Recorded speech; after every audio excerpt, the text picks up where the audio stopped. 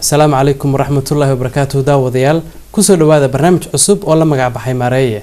برنامج كنا واحد إذين حريرين دواناني وعبد الناصر عرو برنامج كان وبرنامج أنه وجه هذا السياسة الصومالية ده يوحيابها كله كسر عصبون هذا أرمها الصومالية ده هذا برنامج كان وجه الرئية عاوة وحنو كسر قاعدين دونا حزبية عصب اللي يري هلو سميه سوماليلاند iyagoo guddigii loo xil saaray inay ka soo tala bixiyaan arrimahaasi ay ku dhawaaqeen in la furto xisbiyada walow aysan wali loo bandhigin golaha guurtida iyo baarlamaanka midnaba madaxweynahana uusan waxba ka sheegin hadaba barnaamijkan waxa martiigu ah Saciid Xasan Aadan sidoo kale waxa martiinooga ah Umar oo isagu midigteeda fadhiya waxaan jeclaan lahaa inaan su'aashida ugu horeysa ballan dhinacan ka soo bilaabo Saciid sideed u aragtaa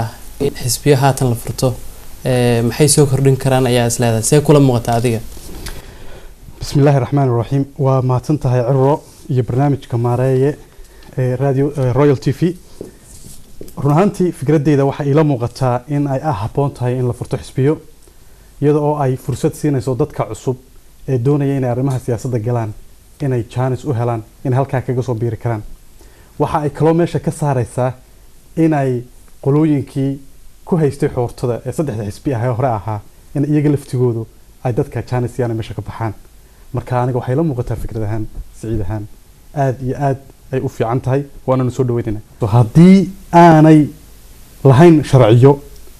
oo aanay ku dhaqmaynin laws dhexdooda ah oo sharci adag aanay lahayn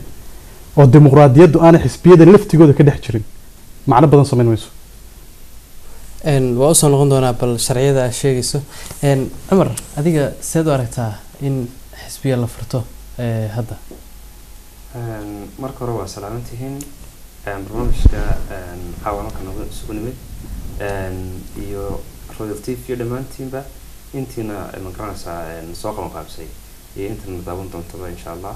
أنا وحن فكران واركا إن أي أدركت هاي إن لفرطه وقت كان حاضر كحسبيو dalka laga furo ayaan arkaan sababtu maxay tahay waxay u adag tahay kulli waxyaalo fara badan baa iska jira wadanka wuxuu u baahan yahay kulli wax badan oo maqranaysa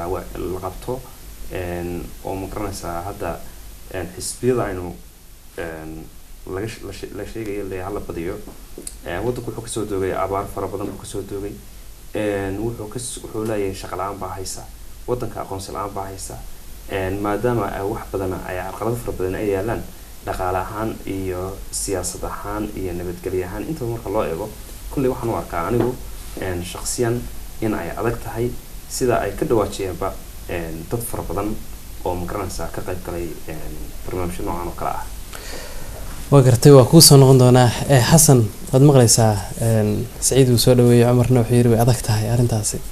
adii ma Assalaamu alaykum warta ugu horeyn waxaan mahadin soo celinaynaa dadka soo qaban qaabiyay barnaamijkan maareeye oo laga hadli doono arrimo badan oo muhiim u noqon doona bulshada Soomaaliyeed Somaliland meel walba ay joogaanba waxaa kaloo muhiim ah in la xuso in loo mahad celiyo Royal TV oo nasiyay fursadda inay iyaguna mataqaana inuu ka hadalno maanta isugu nimid furashada xisbiyadu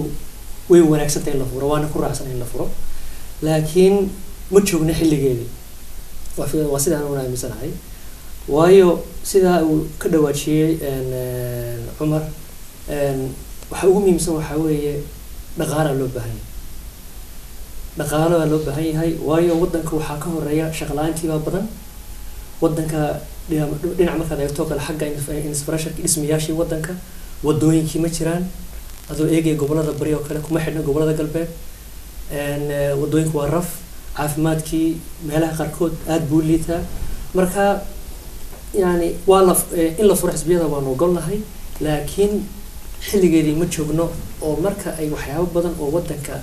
baahiyo badan oo jira la qabso oo baahiyooyinka intii la dabooli karo yaan 100% la daboolinay hadii 100% laga daboolo si fiican loo daboolo dan markaa waynu qaban karnaa xisbiyada hadii xisbiya la furto oo xisbiya badan ay la helo si dad cusub oo laga yaabo inay wax qaban karaan meesha ugu soo biiraan waxaan wax suurtagal bay laga yaabaa inay tahay sida uu Saciid sheegayo in horumar la sameeyo dhibkay keeni karto maxay tahay way kula tahay okay ta ugu horeysa sida laga dhawaajiyay guddigii kasoo tala bixiyay xilliyada ay doorashooyinka golaha deegaanka la qaban doono ama golaha wakiilada la qaban doono waxa weeye waa December tan ugu soo foodlay marka haddii la yiraahdo tan ugu soo horeysa maanta ha lagu galo tartankii xisbiyada taasi wax macquul horta ma oo u maleyn maayo inay dhici karto waayo waxyaabo badan baa ka horeeya xisbiga waayo xisbigu marka ugu horeysa horta waa inuu shuruudihiisa soo buuxiyo shuruudihiin horta maba lahayaba wali wax la shaaciyay maaha oo marka ra'ayin inay ka qayb galaan doorashada golaha deegaanka ee soo socota wax macquul ah maaha taana waxay ku dhici kartaa oo kaliya iyadoo dib loo dhigo doorashada golaha deegaanka xilligii loogu talagalay in dhacdo oo bisha December in dib looga dhigo way wanaagsan tahay oo in dadkan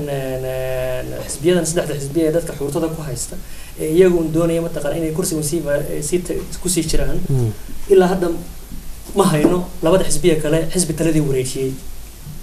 ilaa keeni doonaan garan mayno marka waa laga maarmaan in xisbiyada la furo laakiin waqtigii ay munaasibka ku ahayd in xisbiyada la furo ma joogno waxaana jira waxyaabo badan oo ka muhiimsan in la qabto intaan xisbiyada la furay Saciid sida hadda u jeedidba waxa la xisbiyada horeba ilaa hadda nin kasta meeshii uu iska haystaa kuwan kale hadda yimaadaan maxaa diiday iyagoo kale soo laga yaabo inay saas kala noqdaan iyagana nin kasta xisbi furtaa oo meeshii isaga dhaw horta waa si fiican mashaakilka u badan ee reer Somaliland anigu aan u arki kara dhinaca ay ka haysto waxa kamid ah inay bilaabeen kitaab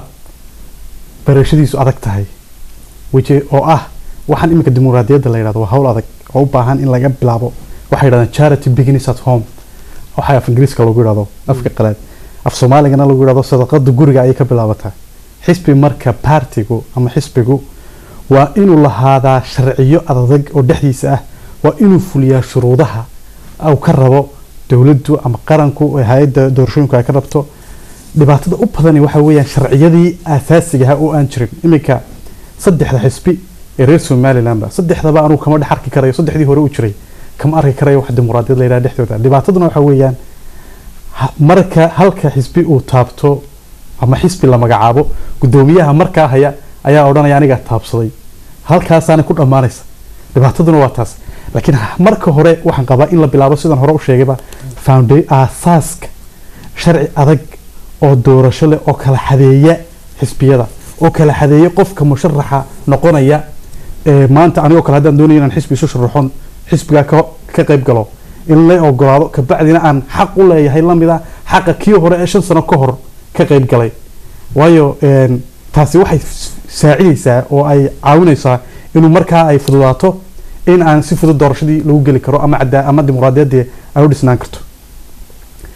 run ahaantiina dad badan oo dibadda ka jooga saaxadda siyaasadda oo caqli leh oo cilmi leh oo oran karo wax badan bay ku beerin karaan ayaa iyaguna ku soo join gareyn karaya oo iyagu aaminsan